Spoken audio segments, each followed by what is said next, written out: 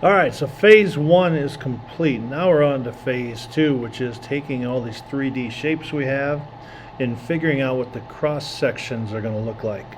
So like if I were to take a sword and just samurai sword this thing right through the middle, what kind of a shape would be left if I cut it right through there, or if I cut it right through here, or even if I cut it diagonally, cut the top off, what kind of a shape results? So that's what we're trying to train our eyes to see. So you got to have some pretty wicked art skills to get that done. I do not have those skills, so I cheated. I'm using technology.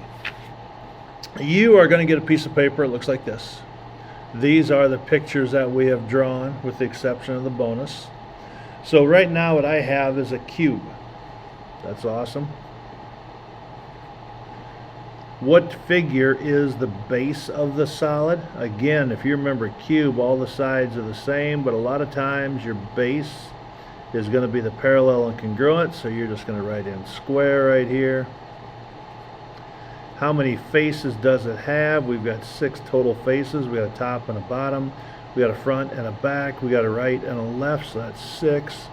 Here is where technology is going to help us. Which figure results when you slice it parallel to the base?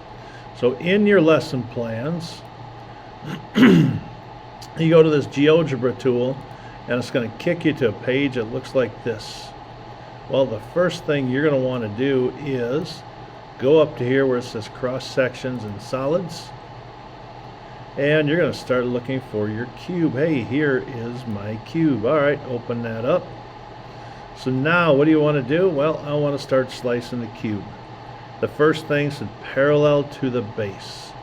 So I got to drag these corners down and up and down. So what's it going to look like if it's parallel to the base? Well, let's take a peek at it. Wow, it looks like the same square. So I'm going to draw a square in there. The other thing, and you can click on this and move it however you want. Right now I'm just clicking and dragging my finger, and it moves it around. Number 2 says perpendicular to the base. So that'd be like straight up and down. Moving my red dots.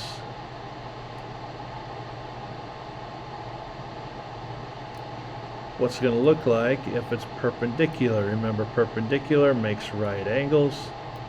Well, if I want to see what it looks like, well, what a coinky-dink, makes another square.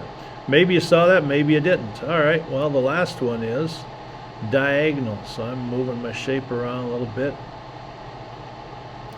So I'm going to go from like up here. Wow, that's what the shapes look like. That's kind of cool.